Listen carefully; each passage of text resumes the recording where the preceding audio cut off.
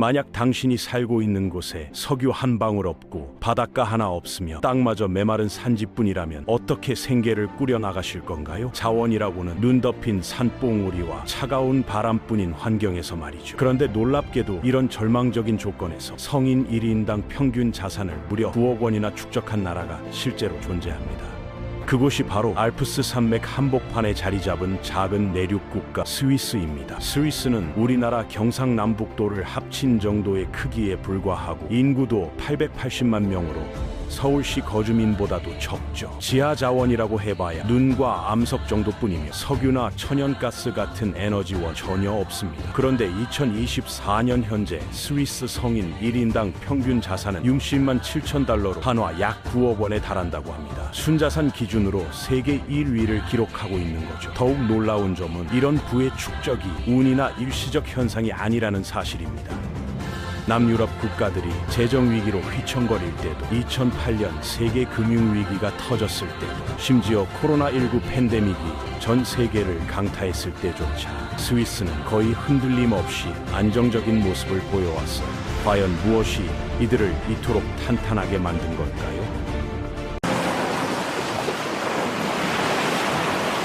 많은 분들이 스위스 하면 가장 먼저 떠올리는 게 은행과 비밀 계좌일 겁니다. 실제로 20세기 중반까지는 세계 부유층들의 검은 돈을 숨겨주는 금고 역할을 했던 게 사실이 2차 대전 당시에는 교전국들 사이에서 중립을 유지하며 양쪽의 자금을 모두 관리했습니다. 그런데 만약 그게 전부였다면 스위스는 진작에 몰락했을 겁니다. 2000년대 들어서면서 국제사회의 압력으로 은행 비밀주의가 거의 사라졌거든요. OECD 공동신고 기준에 가입하면서 현재는 100개가 넘는 나라들과 세무 정보를 자동으로 공유하고 있습니다. 진짜 비밀은 돈 자체가 아닙니다. 기술력만도 아니고요. 스위스 경제의 진짜 엔진은 바로 신뢰라는 보이지 않는 자산입니다. 정부를 믿고 이웃을 믿고 제도 자체를 믿는 사회적 분위기가 수백 년에 걸쳐 축적되면서 만들어낸 거대한 사회적 자본이 스위스 번영의 핵심인 거죠. 2023년 조사에서 스위스 국민의 62%가 연방 정부를 높게 또는 상당히 높게 신뢰한다고 답했습니다. OECD 공공기관 신뢰도 조사 결과인데요. 정부 신뢰도가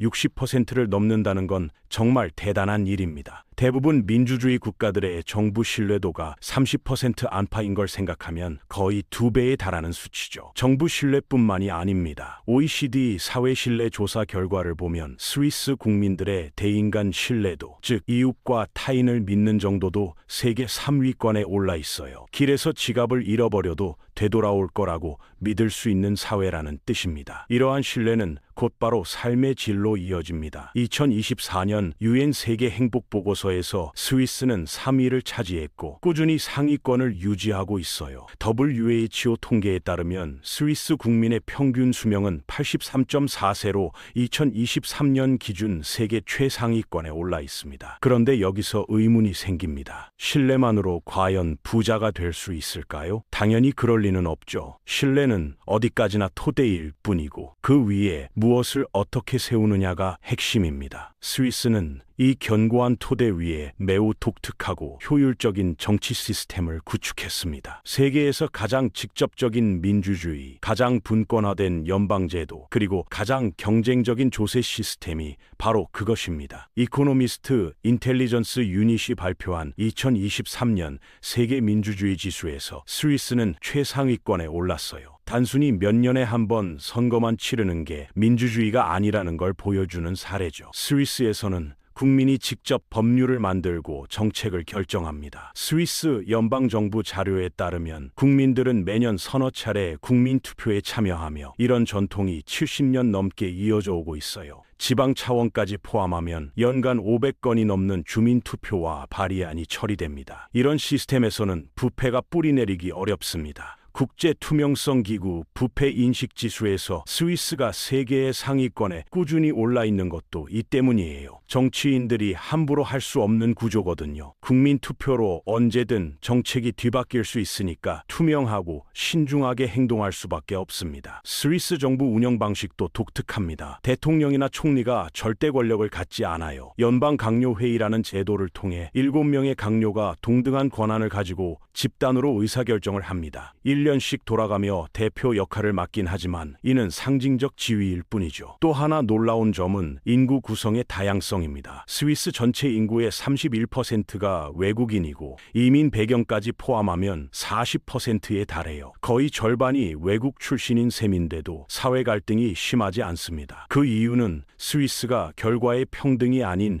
기회의 평등을 추구하기 때문입니다. 대부분 나라에서는 선거 때만 국민이 주인 행세를 합니다. 투표하고 나면 몇 년간 정치인들 마음대로인 거죠. 공약은 지켜지지 않고 국민은 그저 지켜볼 뿐입니다. 하지만 스위스는 정반대예요. 국민들이 1년 내내 정치에 참여하고 주요 정책을 직접 결정하거든요. 스위스만의 독특한 정치 구조도 중요한 역할을 합니다. 강력한 대통령이나 총리가 없는 대신 연방 강요회의 제도가 있어요. 7명의 강요가 동등한 권한으로 함께 나라를 운영하죠. 한 사람에게 권력이 집중되지 않으니까 독재가 불가능하고 모든 결정이 합의를 통해 이뤄지니까 정책의 연속성도 보장됩니다. 더욱 놀라운 건 따로 있습니다. 중앙정부만 강한 게 아니라 지방정부도 상당한 자치권을 가지고 있어요. 스위스는 26개의 칸톤 주로 구성된 연방국가인데 각 칸톤이 놀라운 자치권을 보유하고 있습니다. 특히 세금 권한에서 말이에요. 대부분 나라는 중앙정부가 세금을 걷어들이고 지방정부는 중앙에서 내려주는 예산으로 살아가죠. 그런데 스위스는 정반대입니다. 칸톤이 먼저 세금을 걷고 중앙정부는 제한된 세수만 거둘 수 있어요. 스위스 연방조세청 자료를 보면 각 칸톤은 독자적인 세금 정책을 운영할 광범위한 재정 자치권을 갖고 있습니다. 그 결과 칸톤마다 법인 세율이 다릅니다. 어떤 곳은 12%이고 어떤 곳은 22%예요. OECD 조세 데이터베이스에서 확인할 수 있는 수치인데 같은 나라 안에서 세율이 거의 2배 차이 나는 거죠. 기업들은 당연히 세금이 낮은 칸톤으로 몰려가고 칸톤들은 기업 유치를 위해 서로 경쟁하게 됩니다. 이런 경쟁이 나쁜 걸까요? 전혀 그렇지 않습니다. 오히려 놀라운 효과를 만들어냈어요. 칸톤 간 세금 경쟁 덕분에 전체적으로 법인 세율이 낮아졌거든요. 2000년 평균 법인 세율이 24%였는데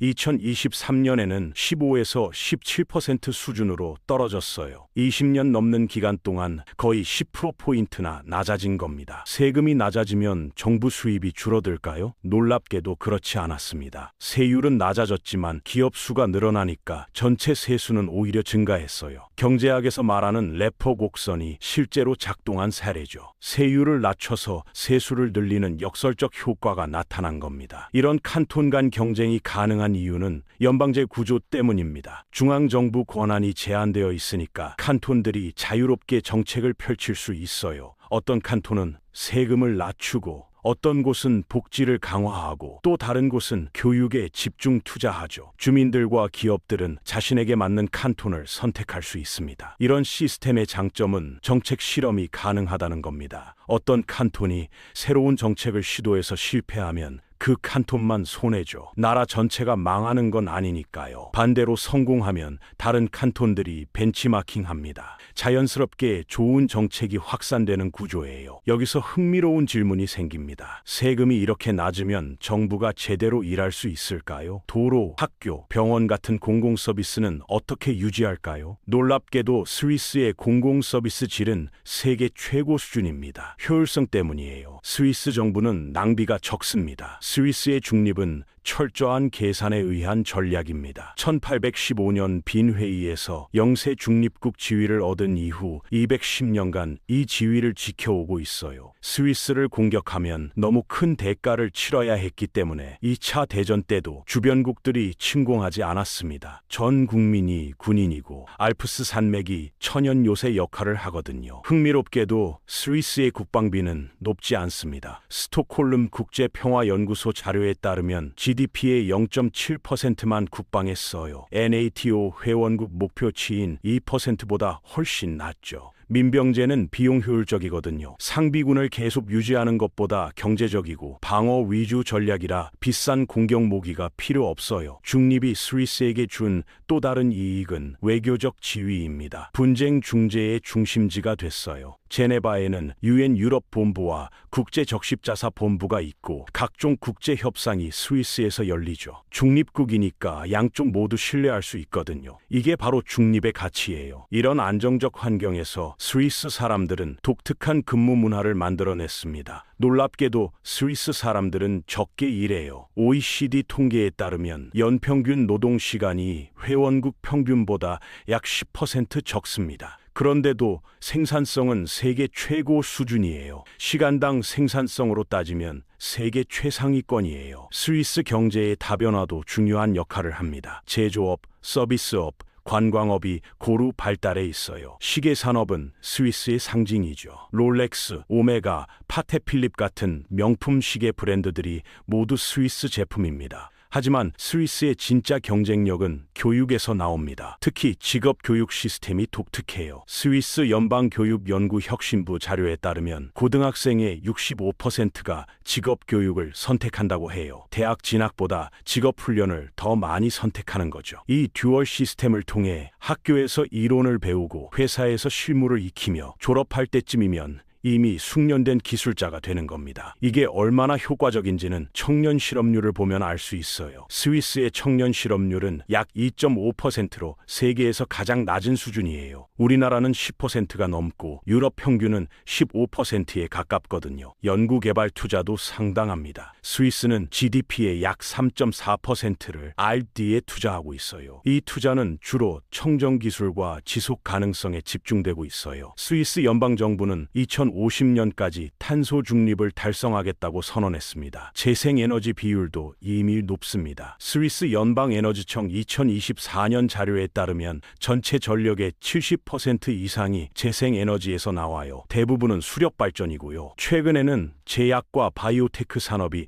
급성장하고 있습니다. 로슈, 노바르티스, 론자 같은 글로벌 제약사들이 스위스 기업이에요. 세계무역기구 2024년 무역보고서에 따르면 제약과 바이오 제품이 스위스 전체 수출의 45%를 차지한다고 합니다. 19세기부터 발달한 화학산업 기술이 자연스럽게 제약으로 이어졌죠. 그렇다면 스위스의 미래는 어떨까요? 답은 조심스럽지만 긍정적입니다. 신뢰, 안정성, 혁신이라는 근본적 강점이 여전히 유효하기 때문이에요. 인공지능, 청정기술, 바이오테크 세 분야가 다음 성장 동력으로 주목받고 있습니다. 국제통화기금 2025년 분석 보고서에서도 이 분야들이 스위스 경제의 핵심 성장축이 될 거라고 전망했어요. 물론 고령화, 디지털 전환, 지정학적 긴장, 기후변화라는 도전 과제들이 있습니다. 스위스 연방통계청 2025년 인구 전망에 따르면 2050년까지 65세 이상 인구 비율이